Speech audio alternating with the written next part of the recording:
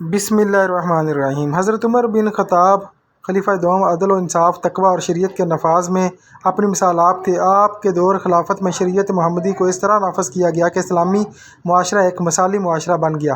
آپ نے صرف غریبوں، مظلوموں، عورتوں اور غلاموں کو ان کا حق دلانے میں مشہور تھے، بلکہ گناہوں اور جرائم کے خلاف سختی سے کارروائی کرتے تھے۔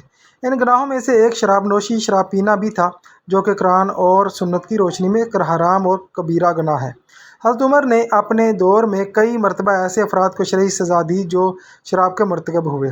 یہاں ہم ایک مشہور اور اہم واقعہ پیش کرتے ہیں جس میں حضرت عمر نے ایک شرابی کو عبرتناک سزا دی۔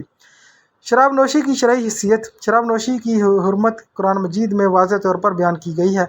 اللہ تعالیٰ نے فرمایا، اے ایمان والو، شراب، جوا، بت اور پانسے یہ سب گندے شیطانی کام ہیں، ان سے بچو تاکہ تم فلاح پا سکو۔ سورۃ مائدہ آیت نمبر 90۔ حضرت محمد صلی اللہ علیہ وسلم نے فرمایا، ہر نشہ آور چیز حرام ہے، اور جو دنیا میں شراب پیتا ہے اور توبہ نہیں کرتا، قیامت کے دن جنت کی شراب سے محروم کر دیا جائے گا۔ صحیح مسلم۔ واقعہ شرابی کو سزا دینا۔ حضرت عمر کے دور میں ایک شخص تھا جس کا نام نعیم بن عبداللہ بتایا جاتا ہے، جو ایک مرتبہ شراب پینے کے جرم میں گرفتار ہوا۔ لوگوں نے اس کی شکایت حضرت عمر سے کی۔ حضرت عمر نے فوراً تحقیق کا حکم دیا۔ جب گواہوں کے ذریعے جرم ثابت ہو گیا تو حضرت عمر نے اس پر شرعی حد نافذ کرنے کا حکم دیا۔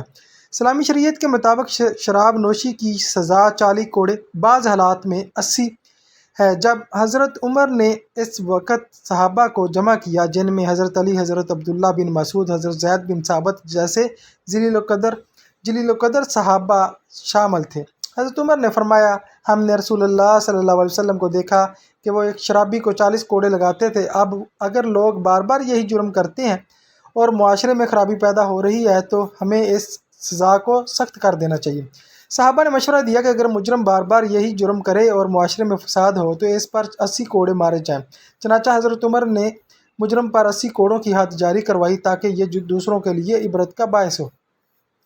واقعے کی خاص باتیں۔ حضرت علی کی موجودگی میں اس واقعے پر حضرت علی بھی موجود تھے۔ آپ نے فرمایا، جب کوئی شراب پی کر بکتا ہے تو وہ جھوٹ بولتا ہے، اور جب جھوٹ بولے تو وہ گواہی دینے کے قابل نہیں رہتا۔ یہ بات حضرت عمر رضی اللہ تعالیٰ عنہ کو بہت پسند آئی اور آپ نے فرمایا، علی نے بات کو خوب سمجھا۔ عبرت کی مثال۔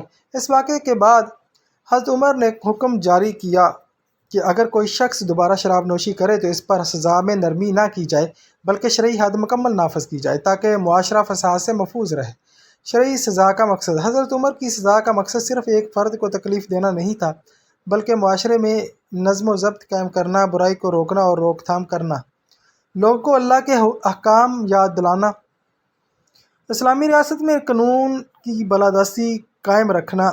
نتیجہ: حضرت عمر کا شرعی سزا کے نفاذ میں سختی برتنا محض ذاتی غصہ یا طاقت کا اظہار نہیں تھا، بلکہ وہ اللہ کے حکم اور رسول اللہ صلی اللہ علیہ وسلم کی سنت کے مطابق فیصلہ کرتے تھے۔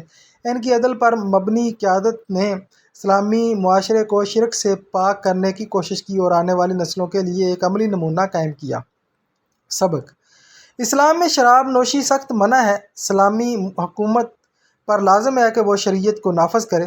حضرت عمر جیسے حکمران عدل و انصاف کے ساتھ ساتھ حدود اللہ کو بھی اہمیت دیتے تھے۔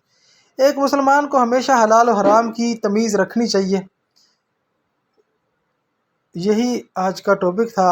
دعا ہے اللہ تعالیٰ اس پر عمل کرنے کی توفیق عطا فرمائے اور اسلامی نافذ قانون ہو۔ اللہ حافظ۔